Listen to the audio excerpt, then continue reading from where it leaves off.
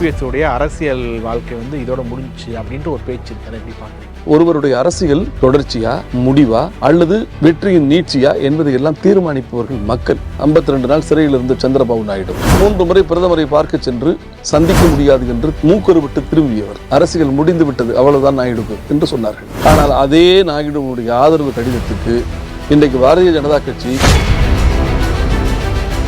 எடப்பாடி ஒற்றை தலைமைக்கு ஒவ்வாதவர் என்று நாங்கள் சொன்னோம். அது 10 தேர்தல் தோல்விகள் மூலமாக நிரூபிக்கப்பட்டிருக்கிறது. 2.25 கோடி தொண்டர்கள் எனக்கு இருக்காருன்னு சொல்லி சொன்னார். ஆனால் அதிமுக பெற்றிருக்கும் ஓட்டுகள் ஏறத்தாழ 80 லட்சம் தான். ஆனால் 80 லட்சம் ஓட்டுகள் என்பது அதிமுகவினுடைய பொக்கிஷங்களிலே எஞ்சி இருக்கும் கழிவகத்தான். 2வது எந்திரத்தில் 22வது சின்னமாக 6 பன்னீர்செல்வங்களுக்கு நடுவில் இருந்த ஓ பன்னீர்செல்வத்தை தேடி 3.5 லட்சம் மக்கள் வாக்களித்திருக்கிறார்கள்.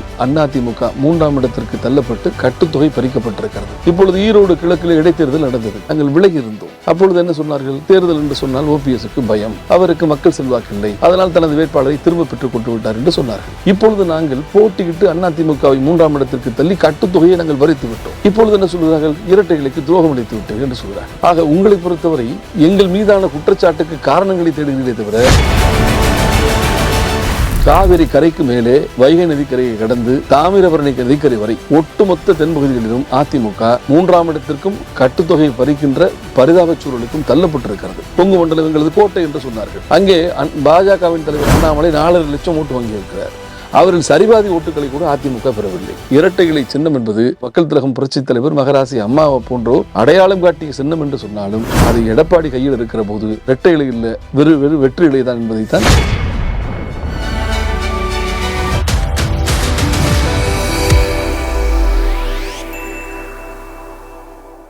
இப்போது புதிய அறிமுகம் ஆச்சி ஹோட்டல் சாம்பார் மற்றும் ஆச்சி இடிச்ச சாம்பார் 50 கிராம் ரூபாய் 20 மட்டுமே. Periyar Maniammai institute of science and technology, Thanjavur. Choose who you want to be.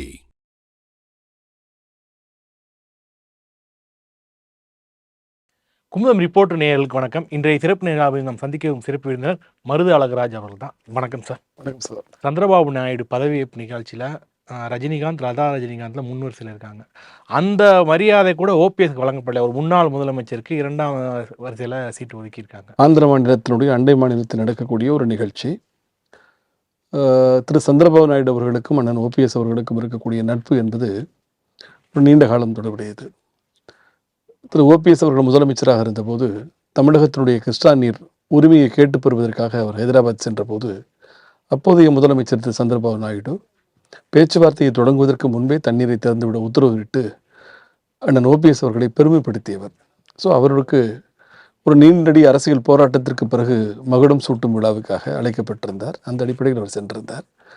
Andhra மாநிலத்தை பொறுத்தவரை சினிமா மீதான மோகமும் அதற்கான மரியாதையும் கொஞ்சம் கூடுதலாக இருக்கக்கூடிய பூகோளம் அது. ஸோ அந்த தட்பவெப்ப நிலைக்கு ஏற்ப இருக்கைகள் அமர்த்தப்பட்டிருக்கலாம். நாம் எங்கே அமர்த்தப்படுகிறோம் என்பதை விட அந்த மேடையிலேயே அழைக்கப்பட்டிருக்கிறோம் இல்லை அப்படி சொல்ல வேணாம். அந்த மேடையிலேயே பிரதமர் மோடி தேடி எங்கே இருக்கிறார் ஓபிஎஸ் என்று கேட்டு தேடி போய் கை கொடுத்து கொலுக்கிய நிகழ்வுகளும் இருக்கிறது. என்னை பொறுத்தவரை அண்ணன் ஓபிஎஸ் அவர்களை பொறுத்தவரை அரசியலில் எப்படி தடித்த வார்த்தைகள் கொண்டு யாரையும் தாக்க மாட்டாரோ அதுபோல முன்வரிசைக்கு முண்டி அடித்து கொண்டு ஓடி போய் உட்காரக்கூடியவர் அவர் அல்ல. இருக்கை எங்கே இருப்பது என்பதை விட தன்னுடைய அரசியல் இருப்பு எப்படி, தன்னுடைய அரசியல் பின்புலம் எப்படி, தன்னை மக்கள் எப்படி அணுகிறார் என்பதைத்தான் பார்ப்பார். ஆந்திராவை பொறுத்தவரை அங்கே சிரஞ்சீவி மற்றும் திரு சூப்பர் ஸ்டார் ரஜினிகாந்த் போன்ற திரைப்பிரபலங்கள் அதிகமாக வந்திருந்தாங்க. லட்சக்கணக்கானவர்கள் கூடியிருக்காங்க. அவர்களை பொறுத்தவரை தமிழ்நாட்டினுடைய ஒரு முன்னாள் முதலமைச்சர் ஓபிஎஸ் என்று நினைப்பார்களே தவிர அவர்களுக்கு தங்கள் திரைப்பிரபலத்தை பார்க்கணுன்ற ஒரு முண்டி அடித்தல், அங்கே ஒரு குழப்பங்கள் கூட வரலாம். அதனால் முன்னறிக்கையிலே அவர்கள் அமர்த்தப்பட்டு அவர்களை திருப்தி செய்துவிட்டு தன் பின்னரிலே அமர்ந்திருப்பது ஒன்றும் குறை கிடையாது. அதனை ஒரு அவமானகரமாக அல்லது குறையாக எடுத்துக்கொள்ள வேண்டிய அவசியம் இல்லை என்று நான் கருதுகிறேன். இப்போ ஒரு புதுசாக ஒரு மீட்பு குழு ஓப்பன் ஆயிருக்கு. அதை எப்படி பார்க்குறீங்க? ஓபிஎஸ் அடுத்த கட்ட நகர்வுகளை எப்படி பார்க்குறீங்க? ஒருங்கிணைப்பு குழு என்று ஒரு குழு இப்பொழுது எங்களிடம் இருந்தவர்கள் மீட்பு குழு நீங்க ஆமாம், உரிமை மீட்பதற்கு நாங்கள் போராடுகிறோம். அந்த குழுவிலே இருந்து பங்கேற்று பல காலம் பயணம் செய்த திரு ஜே.சி.டி. பிரபாகரன், திரு புகழேந்தி போன்றவர்கள் எல்லாம் இப்பொழுது ஒருங்கிணைப்பு குழு என்று ஒரு குழுவுக்கு தலைமையேற்றிருக்கிறார்கள், உறுப்பினர்களாக இருக்கிறார்கள்.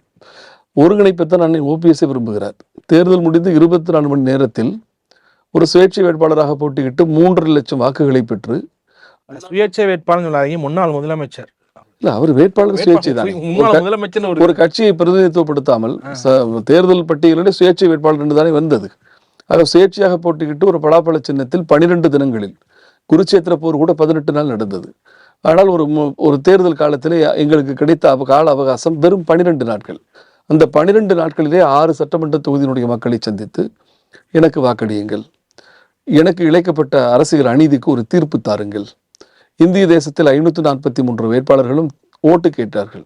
அண்ணன் ஓபிஎஸ் ஒருவர் தான் ஓட்டோடு சேர்த்து தனக்கு இழைக்கப்பட்ட அநீதிக்கு தீர்ப்பும் கேட்டார். அந்த மக்களை பொறுத்தவரை 2வது எந்திரத்தில் 22வது சின்னமாக 6 பன்னீர்செல்வங்களுக்கு நடுவில் இருந்த ஓ பன்னீர்செல்வத்தை தேடி 3.5 லட்சம் மக்கள் வாக்களித்திருக்கிறார்கள். அதிமுக 3ஆம் இடத்திற்கு தள்ளப்பட்டு கட்டுத்தொகை பறிக்கப்பட்டிருக்கிறது. அது மட்டுமல்ல, இரட்டை இலை சின்னத்தை விட 3 மடங்குகள் அதிகமாக அண்ணன் ஓபிஎஸ் ஓட்டு பெற்றிருக்கிறார். சார், இது சித்தாந்தப்படி இரட்டை இலத்தை நீங்கள் தோற்கடிச்சிருக்கீங்க. இது கட்சியோட பார்த்தீங்கன்னா ஒரு அம்மாவுக்கு இழைக்கப்பட்ட துரோகமாக பார்க்க முடியும். எப்படி எடுக்க முடியும்? இரட்டை இலை சின்னம் ஜெயலலிதா அவர்களுடைய ஆசமான சின்னம், அதிமுக அரசியல் சின்னம். அந்த சின்னத்தை தோற்கடிச்சிருக்கோம்னா கட்சிக்கு எதிராக செயல்படுற மாதிரி தானே சார்? அப்படி இல்லை, நாங்கள் கட்சியிலிருந்து நீக்கப்பட்டதாக அவர்கள் சொல்கிறார்கள். நீங்கள் கட்சியில் இல்லை என்று சொன்னதற்கு பிறகு காவியை கட்டி கொண்டு அரசியல் சன்னியாசம் போய்விட முடியாது. உங்களுக்கு நீங்கள் இரட்டை இலையை கையில் வைத்திருந்தாலும் உங்களுக்கு மக்களிடம் மரியாதை இல்லை, உங்களை மக்கள் அங்கீகரிக்கவில்லை, உங்களிடம் இரட்டை இலை சின்னம் இருப்பதை மக்கள் விரும்பவில்லை, தொண்டர்கள் விரும்பவில்லை என்பதை நாங்கள் உணர்த்த வேண்டும் அல்லவா? இப்பொழுது ஈரோடு கிழக்கில் இடைத்தேர்தல் நடந்தது. நீங்கள் போட்டியிடுங்கள், இரட்டை இலை சின்னத்தை நீங்களே பெற்றுக் கொள்ளுங்கள், நாங்கள் போட்டியிலிருந்து விலகிக் கொள்கிறோம், உங்கள் சக்தியை நீங்கள் நிரூபித்து காட்டுங்கள். 73 புரட்சித் தலைவர் திண்டுக்கல் தேர்தலில் மாயத்தேவரை நிறுத்தி ஒரு மாபெரும் மனித சக்தி கடந்த மகாசக்தியாக மலர்ந்தார் அல்லவா?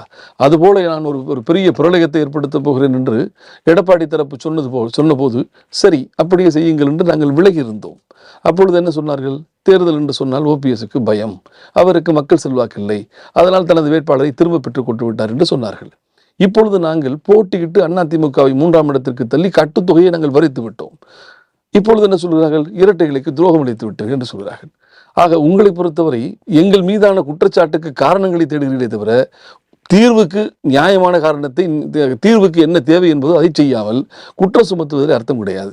நாங்கள் உணர்த்தி இருப்பது ஒன்றுதான், இரட்டை இலை சின்னம் என்பது மக்கள் திலகம் புரட்சித் தலைவர் மகராசி அம்மா போன்றோர் அடையாளம் காட்டிய சின்னம் என்று சொன்னாலும் அது எடப்பாடி கையில் இருக்கிற போது இரட்டை இலை இல்லை, வெற்றி இலை தான் என்பதைத்தான் நாங்கள் முகவை சின்னையிலே உணர்த்தி இருக்கிறோம் என்பதுதான் உண்மை. அது துரோகமாகாது.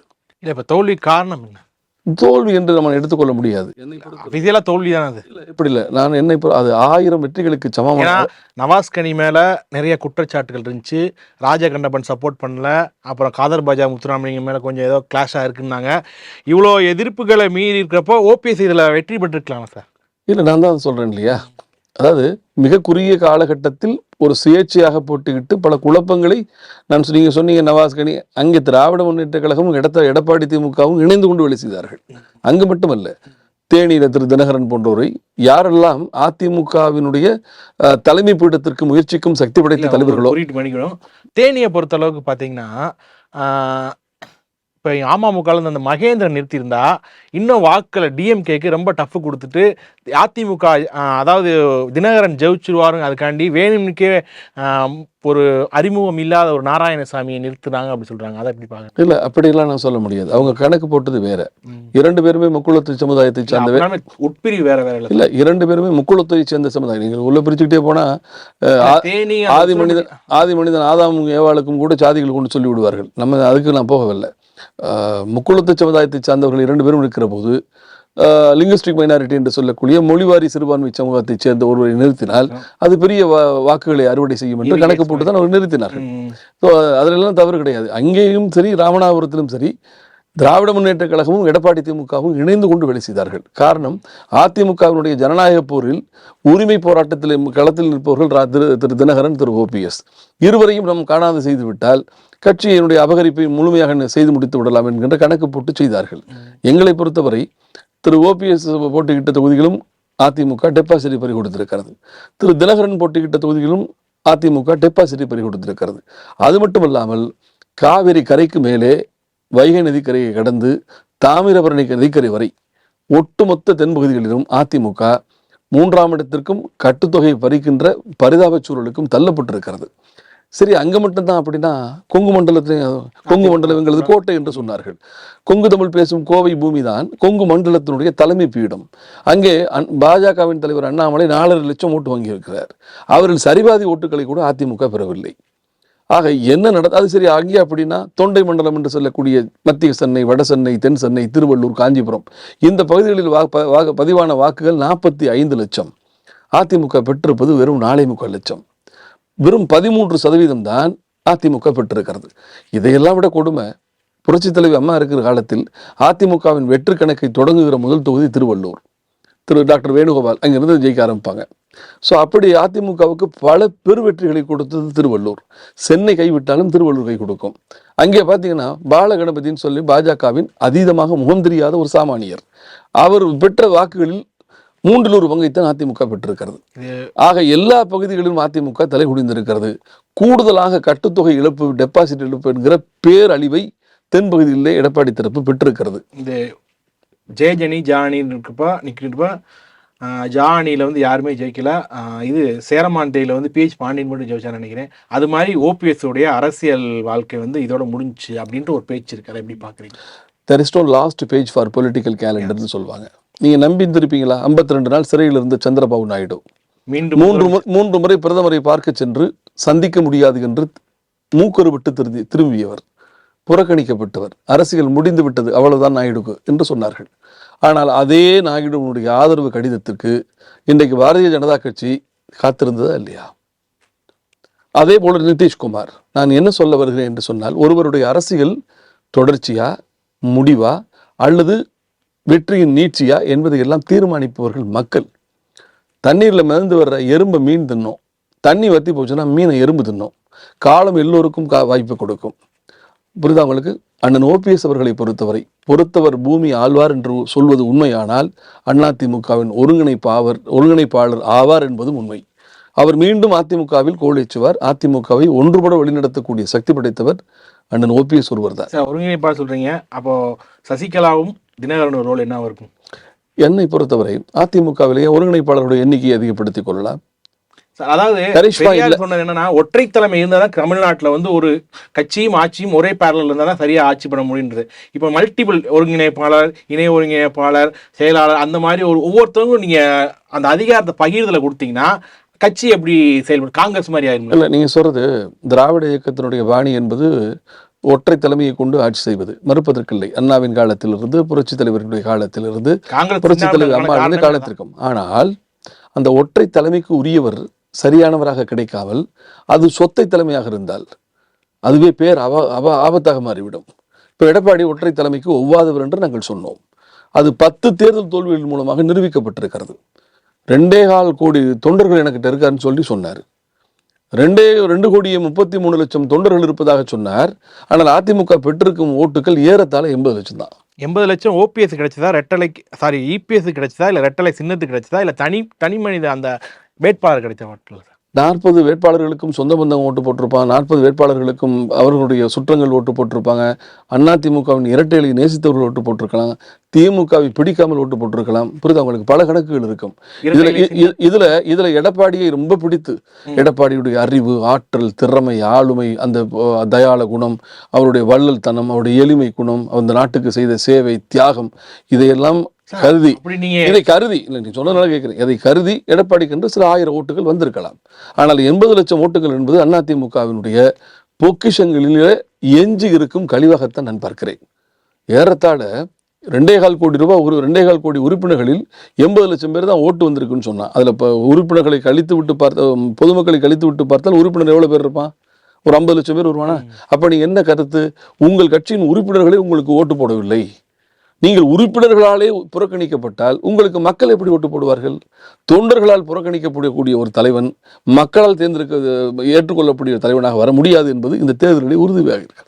சார், அடுத்து இப்போ சசிகலா, தினகரன், ஓபிஎஸ் என்ன ஒரு திட்டம் வச்சிருக்காங்க அடுத்த கட்டம்? இல்ல, திட்டம் என்பது இப்பொழுது அதிமுக ஒரு மிக பெரும் பேரழிவை எதிர்கொண்டு முட்டுச்சந்தில் விழிபிதுங்கி நிற்கிறது. என்ன செய்ய போகிறது அதிமுக? அதிமுகவினுடைய அரசியல் வரலாற்றில் ஒரு தோரணங்கள் போல 7 தொகுதிகளில் டெபாசிட் போச்சு. 13 தொகுதிகளில் 3ஆம் இடத்திற்கு போச்சு. 2 இடத்துல 4ஆம் இடத்திற்கு போச்சு. நாம் தமிழர் சரியா? அங்கீகாரம். விளவங்கோட்டு சட்டமன்ற தொகுதியில் வெற்றி பெற்ற காங்கிரஸ் வாங்கின ஓட்டு 94,000 ஓட்டு. 2ஆம் இடத்திற்கு வந்த பாஜக 52,000 ஓட்டு. 30 வருடம் தமிழ்நாட்டை ஆட்சி செய்த அதிமுக பெற்றிருக்கும் ஓட்டு 5,000 ஓட்டு. இதை விட அவமானம் உண்டா? ஆக இந்த படுதோல்வி, இந்த சேதாரத்திலிருந்து அதிமுகவை காப்பாற்ற வேண்டும் என்று சொன்னால் இதற்கு யார் காரணம் என்று போஸ்ட்மார்ட்டம் செய்யறதை விட்டுறணும். எப்படி மீட்பது? ஒரு வீடு வெள்ளத்தில் விழுந்துருச்சுன்னு வச்சுங்களேன், இது யாரா தள்ளி விட்டதுன்ற விசாரணை அப்புறம் வச்சுக்கலாம். முதல்ல மீட்கணும் அல்லவா? ரீகன்ஸ்ட்ரக்ட் பண்ணணுமா இல்லையா? அதனை வெற்றி பாதைக்கு திருப்பணுமா இல்லையா? ஆக இப்பொழுது அவசர தேவை என்பது அதிமுகவை மீட்டெடுப்பது. சரி, எப்படி மீட்டெடுப்பது? எடப்பாடிக்கு 10 வாய்ப்பு கொடுத்தாச்சு. கிராமங்களில் ஒரு விளையாட்டு போட்டி நடத்தினால் கூட ஒரு பாமரனுக்கு ஒரு 3 முறை வாய்ப்பு கொடுப்போம். எடப்பாடிக்கு 10 வாய்ப்பு கொடுத்தாச்சு. மொத்த வாய்ப்பையும் அவர் வீணடித்து விட்டார். அவரால் ஒரு வெற்றிகரமான தலைவர். நீங்க வாய்ப்பு கொடுங்க. நீங்க யார் சார்? அவர் நாங்க யாரோ. இப்ப அதிமுகவுக்கு புரட்சி தலைவி அம்மாவினுடைய ஒரே ஆசிரியர் நான். அவங்களுடைய பத்திரிகைக்கு 12 வருஷம் எடிட்டர். அதற்கு பிறகு நமது அம்மா அதிமுக, இந்த 2 பேரும் சேர்ந்து தொடங்கிய நாளிதழுக்கும் நான் ஆசிரியர். கடந்த 2021 மதுரைக்கு மோடி வந்த போது அந்த மொழிக்கு ஒரு சங்கம் கண்டு மூவா புகழ் படைத்த மூதூர் மதுரையில் மோடியின் மேடையில் 2 தலைவர்களும் சேர்ந்து பேசுவதற்கு உத்தரவிட்டது என்னைத்தான். இப்ப நான் இத்தனை வருஷம் உழைச்சிருக்கேன். நான் யாரோ விட்டுருங்க. 3 முறை முடி சுமந்த மும்முடி சோழன் OPS எப்பொழுதெல்லாம் அதிமுகவுக்கு சோதனை வருகிறதோ, அதுவும் குறிப்பாக புரட்சி தலைவி அம்மா, ஆண் வர்க்கத்தையே அதிகம் நம்பாத ஒருவர் தான் ஆயுள் எல்லாம் நம்பியது அண்ணன் OPS ஒருவரைத்தான். உண்டா இல்லை? அது பொய் இல்லை. அதிமுகவுக்கு சோதனை வந்த போது அவர் நம்பி ஒப்படைத்தது அதிமுகவினுடைய முதலமைச்சர் பொறுப்பை கொடுத்தாங்களா இல்லையா? முதலமைச்சர் பொறுப்பை மட்டுமல்ல, அதிமுகவின் பொக்கிஷம் என்று சொல்லக்கூடிய பொருளாளர் பொறுப்பையும் அவரை நம்பித்தான் ஒப்படைத்தார். அவை முன்னவர், சட்டமன்ற எதிர்க்கட்சி தலைவர், இத்தனை பதவிகளை நம்பிக்கையோடு ஒப்படைத்த அண்ணன் OPS இந்த கட்சிக்கு சம்பந்தம் இல்லாதவர். விட்டுருங்க. எல்லோரும் மகுடம் சூடுகிறார்கள். அனைவரும் கிரீடங்கள் சுமக்கிற போது எல்லோரையும் கிரீடங்கள் சுமக்க வைத்து விட்டு தான் மட்டும் சிலுவையை சுமந்தவர் திருமதி சசிகலா. உண்டா இல்லையா?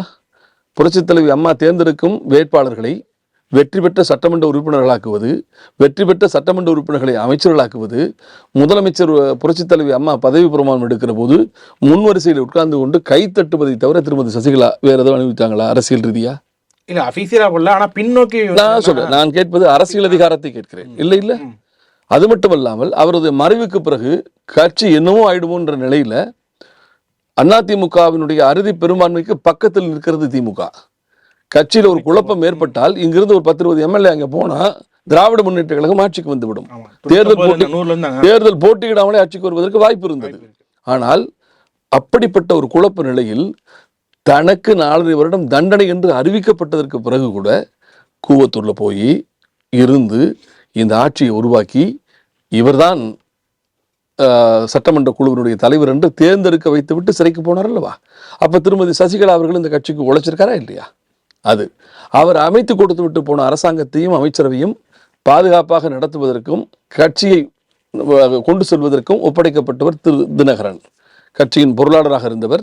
புரட்சி தலைவி அம்மா அவர்களால் தேனியில பெரியகுளம் தொகுதியில் நிறுத்தப்பட்டு நாடாளுமன்ற உறுப்பினராக இருந்தவர். அதற்கு பிறகு மாநிலங்களவை உறுப்பினராக்கப்பட்டவர். ஸோ இவர்கள் எல்லோரும் அதிமுகவிலே அவரவர் சக்திக்கு ஏற்ப பங்காற்றி இருக்கிறார்கள். உண்டுதானே?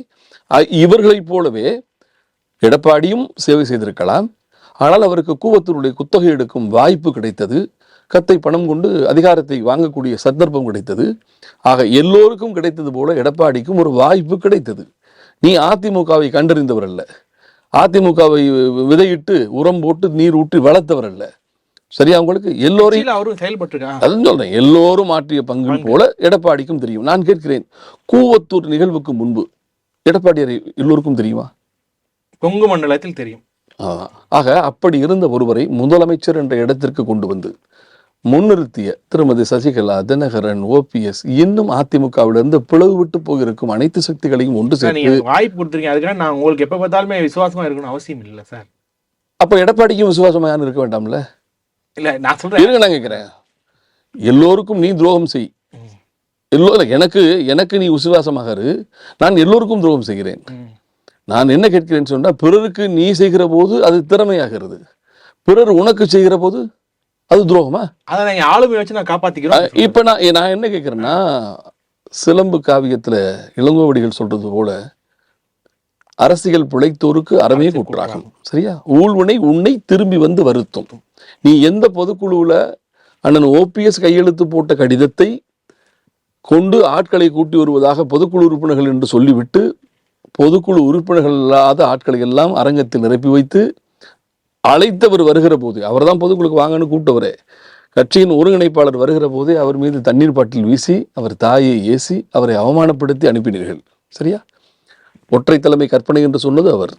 ஒரு ஓட்டில் 20 தேர்வு என்று தேர்தல் நடத்துவதாக நடித்தது அவர். கட்சியை உடைத்தது அவர். நன்றி மறந்தது அவர். இத்தனை தவறுகளையும் செய்துவிட்டு நான் தான் அதிமுக அதிபர் என்று நீ சொன்னாய். சரி, சொன்ன நீ கட்சியை வெற்றி பாதைக்கு அழைத்து சென்று திராவிட முன்னேற்ற கழகத்திற்கு சிம்ம சொப்பனமாக இந்த கட்சியை கொண்டு வந்து நிறுத்தி இருந்தால் இன்றைக்கு அவரை குறை சொல்லிவிட்டு நீ வெளியே போ என்று சொல்லவோ அல்லது ஒற்றை தலைமைக்கு நீ ஒவ்வாத மனிதர் என்று சொல்வதற்கோ வாய்ப்பு இல்லாமல் போயிருக்கும். சரியா? உங்களுக்கு ஒன்ன நீ அபகரித்து தக்க வச்சுக்கிறீ தவிர கட்சியை நீ சிதைத்து விட்டாய். ஊழ்வனை உறுத்து வந்து ஊட்டும் சொல்றீங்க. அப்ப எடப்பாடி பழனிசாமி நிராகரிக்கப்படுவார்ன்றீங்களா? உறுதியா? அதுல என்ன சந்தேகம்? எந்த பொதுக்குழு உறுப்பினர்களால் அவர் தேர்வு செய்யப்பட்டதாக, அது பொதுக்குழு உறுப்பினர்கள் என்று சொல்வதை விட எடப்பாடியின் பணப்பண்ணையில் தீனி போட்டு வளர்க்கப்பட்ட பொதுக்குழு ஆடுகள். சொல்றீங்க நாளைக்கு இந்த ஆடுகள் வந்துட்டு ஓபிஎஸ் பக்கம் வந்து அவங்க என்ன பொதுக்குழு உறுப்பினர்களே மாற்றப்படுவார்கள் சார். மாற்றம் எனது மாநில தத்துவம் மாறாதிருக்க யான் விளங்கல்லன்னு சொல்லுவான். மாற்றம் வந்து நடக்கும். ஏன் நடக்காது? ஏன் நடக்காதுன்னு கேட்டேன். புரட்சி தலைவி அம்மாவின் அரசியல் அரிச்சுவட்டில் பாடம் பகின்ற அவருக்கும் அரசியல் தெரியும். அவருடைய போக்கு மிதவாத போக்கு. இந்திய விடுதலை போராட்டத்தில் நேதாஜியின் போக்கு வேறு மாதிரி இருக்கும், மகாத்மாவினுடைய போக்கு வேறு மாதிரி இருக்கும். புரியுதா உங்களுக்கு? ஆமா, அதுபோல காந்திய வழியாக இருந்தாலும் அகிம்சை என்கிற ஒரு புதிய ஆயுதத்தை கொண்டு ஆங்கிலேயர்களை விரட்டி அடித்தாரா இல்லவா? பிரிட்டிஷ்காரனுக்கு துப்பாக்கி தெரியும், பீரங்கி தெரியும், வாள் தெரியும், கத்தி தெரியும், அகிம்சை தெரியாது. இப்படி ஒரு ஆயுதம் இருக்கிறதோ? ஒரு தவறுக்கு எதிராக தன்னை தானே வருத்திக் கொள்வது என்கின்ற ஒரு புதிய ஆயுதத்தை கையில் எடுத்தார். இந்த உலகமே விழிவிரித்து பார்த்தது. காந்திக்கு பெரிய வெடிகுண்ட கையில் எடுக்க போறான்னு சொன்னா தன்னைத்தானே வருத்திக் கொள்கிற அகிம்சை என்கிற ஒரு புதிய ஆயுதத்தை எடுத்திருக்கிறாரே, இது சாத்தியமா என்று பார்த்தார்கள். நீ ஒண்ணு வேண்டாம், இன்னைக்கு பாலஸ்தீனத்துல நடக்குது. உலகத்தில் எத்தனையோ தீவிரவாதத்தை வச்சு விடுதலை பெறுவதற்கு போராடுறாங்க. அங்கெல்லாம் கிடைக்காத விடை கத்தியின்றி ரத்தமின்றி யுத்தம் ஒன்று வருகிறது என்று பாடிய பாரதி போல கிடைத்ததா இல்லையா? அதுபோல அண்ணன் ஓபிஎஸ் தனது பொறுமையாலும் நிதானத்தாலும் மிக லாபகமாக முன்னெடுத்து போகிறார். எழுதி வச்சுங்க, அன்றைக்கு ஓபிஎஸ் இணைந்தார் 4.5 வருஷம் ஆட்சி தப்பியது. இன்றைக்கு ஓபிஎஸ் இணைந்தார் அதிமுக தப்பிக்கும். இதுதான் நிலைமை. இல்லை சார், இப்போ நீங்க திருப்பி வாய்ப்பு கொடுத்துட்டே சொல்றீங்க. 2026க்கும் இபிஎஸ் வாய்ப்பு கொடுங்க, இன்னும் அதுல ப்ரூவ் பண்ணி காமிப்பார் அவரு. எப்படி சார்? இல்ல நான் சொல்றேன், அனைத்து இந்திய அண்ணா திமுக எப்பொழுதெல்லாம் சிறியதோ பெரியதோ பிளவுகளை சந்தித்து இருக்கிறதோ அப்பொழுதெல்லாம் தேர்தல் ஆதாயத்தை திமுக அறுவடை செய்து கொள்ளும். புரட்சித் தலைவர் காலம் தொடங்கி அன்றைக்கு நமது கழகம் தொடங்கின போதும் புரட்சித் தலைவருக்கு உள்ளாட்சி தேர்தலில் தோல்வி, நாடாளுமன்ற தேர்தலில் தோல்வி. அதுக்கு பிறகு பார்த்தீங்கன்னா தலைவர் அதே நமது கழகம் தொடங்கிய எஸ்டிஎஸ் சேர்த்துக்கிட்டாரு. போட்டி அதிமுக தொடங்கிய போது அதிமுகவில் பெரிய பின்னடைவு ஏற்பட்டது. உடனே அம்மா அவங்களை சேர்த்துக்கிட்டாங்க. அதுபோல பிளவுகளால் நாம ஒண்ணுமே வேணாம், எதிர்கட்சி பிளவுற்று கிடந்தால் ஆளுங்கட்சிக்கு அமோக வாய்ப்பு. அதிமுக பிளவுற்று இருந்தால் அதன் நேரடி பகைவரான திமுக தொடர்ந்து வெற்றி பெறும். இது சின்ன சிம்பிள் சாதாரண அரசியல். அப்ப நீங்க என்ன பண்ணணும்? ஒன்று கட்சியை ஒன்றுபடுத்தணும், அடுத்து என்ன பண்ணணும்? கூட்டணியை பலப்படுத்தணும். சரியா? இன்றைக்கு தமிழக அரசியலை பொறுத்தவரை 2 கட்சிக்கும் 25-50% கூட ஒரு 50% கட்சி பிற கட்சிகளிடம் இருக்கிறது ஆதரவு. அப்போ இந்த 2 இயக்கங்களும் கூட்டணியை எப்படி அமைக்கிறதோ அதனை பொறுத்து வெற்றி தீர்மானிக்கப்படுகிறது. எடப்பாடியை பொறுத்தவரை கூட்டணியும் உடைத்து விட்டார், தன் கட்சியும் சிதறடித்து விட்டார். ஆக கட்சியும் நடத்த தெரியவில்லை, அரசியல் சாதுரியத்தோடு தேர்தல் களத்தை அணுகி வெற்றி பெறுவதற்கும் அவருக்கு தெரியவில்லை. 10 தேர்தலில் வாய்ப்பு கொடுத்தாகிவிட்டது. இதுக்கு மேல இன்னொரு வாய்ப்பு 2026ன்னு சொன்னால் அது அதிமுகவை அடக்கம் செய்வதற்கு அடிக்கப்படுகிற ஆணியாக மாறுமே தவிர அதிமுகவின் எதிர்காலத்தையே பாலடித்து விடக்கூடிய அபாயமாக மாறுமே தவிர இனி எடப்பாடியால் ஒற்றை தலைமையாக இருந்து இந்த கட்சியை வெற்றி பாதைக்கு திருப்புவதற்கு சாத்தியமே இல்லை என்ற நிலையில்தான் இப்போ எங்கு பார்த்தாலும் தொண்டர்களிடம் ஒரு பிரளயம் இருக்கு. எல்லா எல்லா இடத்துலையும் ஒன்று சேரணும். எடப்பாடியால் முடியாதுங்க, முடிஞ்சு போச்சுங்க, தொண்டனே அந்த ஆளுக்கு ஆதரவு இல்லைங்க, மக்கள் எப்படி ஆதரிப்பான் அப்படின்ற நிலை உருவாகியிருக்கிறது. ஆனால் அவர் என்ன பண்ணுறாரு, கீழே விழுந்தாலும் மண் ஒட்டவில்லை என்ற கதையாக ஒரு புள்ளி உரத்தை சொல்கிறார். அந்த புள்ளி உரமும் பொய்யான புள்ளி உரம். 2019 அதிமுக போட்டியிட்டது 20 தொகுதியில், 20 தொகுதியில் போட்டிக்கிட்டு 19.8. இப்போ போட்டிக்கிட்டது 32 தொகுதி, 35 தொகுதி இல்லை, 32 நினைக்கிறேன், 35 தொகுதி. 35 தொகுதியில் போட்டிக்கிட்டு இப்போ வாங்கியிருக்கிறது எத்தனை? 20.8. ஆக இந்த புள்ளி சதவீதம் சொல்வதே பொய். இன்னொன்று என்ன சொல்றாரு, திமுகவுக்கு 6% வாக்குகள் குறைந்து விட்டது. சரி, அப்படியே வைத்துக் கொள்வோம், அது உண்மையும் கூட. 6% வாக்குகள் திமுகவுக்கு குறைந்திருந்தால் அந்த 6% வாக்குகள் எங்கே வந்திருக்கணும்? அதன் பிரதான இயக்கமான அதிமுக வந்திருக்கணுமா இல்லையா? அந்த ஓட்டு உனக்கு இல்லையே, அது பாஜகவுக்கு போயிடுச்சு, நாம் தமிழருக்கு போயிடுச்சு. பாரதிய ஜனதா கட்சி இப்போ 81 சட்டமன்ற தொகுதிகளில் 2ஆம் இடம் வந்திருக்கிறது, 3 சட்டமன்ற தொகுதிகளில் முதலிடம் பிடித்திருக்கிறது. எந்த ஒரு இயக்கத்தையும் நாம வளர்க்க முடியாது. உட்கட்டமைப்பை, நமது ஒற்றுமையை சரியாக வைத்துக் கொண்டு விட்டால் நம்ம யாரும் ஒன்றுமை செய்ய முடியாது. பாரதிய ஜனதா கட்சியோடு கூட்டணி வைத்ததால் தான் நாங்கள் வெற்றி வாய்ப்பை இழந்தோம் சொன்னது அதிமுக. எடப்பாடி சொன்னார், சிறுபான்மை மக்கள் வாக்குகளை நாங்கள் இழந்து விட்டோம். சரிப்பா, இப்ப மட்டும் இல்லைங்க, போன உள்ளாட்சி தேர்தலிலேயே அதிமுக பாஜகவோடு கூட்டணி வைக்காமல் தான் நின்னது. எல்லா மாநகராட்சியும் ஜெயிச்சாங்களா? தமிழகத்தில் மட்டும்தான் பாரதிய ஜனதா கட்சி மட்டும் ஏதோ இந்த நாட்டு மக்கள் ஓட்டு போட்டு 11வது வருஷம் ஆட்சிக்கு இருக்கான், அந்த கட்சியை ஏதோ தடை செய்யப்பட்ட இயக்கம் போல பேசினா எப்படி சார்? திராவிட முன்னேற்ற கழகத்திற்கு காங்கிரஸ் முட்டுத்தாங்கியாக உற்ற தோழனாக இருந்தால், அனைத்து இந்திய அண்ணா திமுகவின் நேர் எதிர்க்கட்சியான அதிமுக பாரதிய ஜனதா கட்சி என்கிற தேசிய கட்சியோடு உடன்பாடு கொள்வதில் என்ன தவறு இருக்கிறது?